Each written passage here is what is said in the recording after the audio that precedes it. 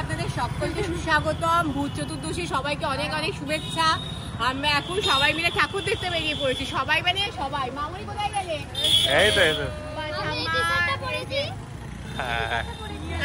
হ্যাঁ, ভূত চতুর্দশীর দিনও হাউস অফ টি স্পন্সর করে দিয়েছে এই যে আউল ভূত চতুর্দশী স্পেশাল। চলো।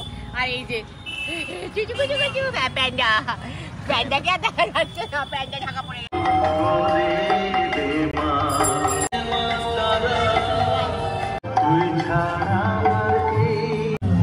সাবধানে দেখে।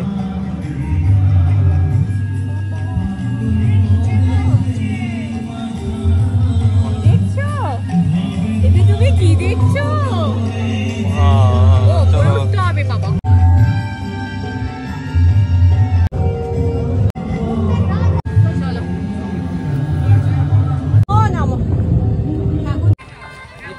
তরফ থেকে জানাই আন্তরিক ধন্যবাদ।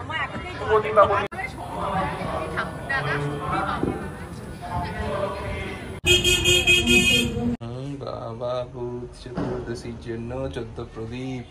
হ্যাঁ, এই জাস্ট ঠাকুর ফাকুর সব দেখে বাড়িতে ঢুকলাম।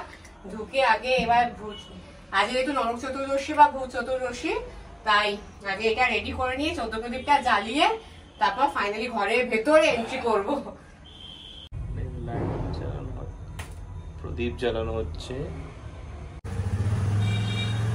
একদম ঠিকঠাক তেল নিয়েছি, দেখেছো?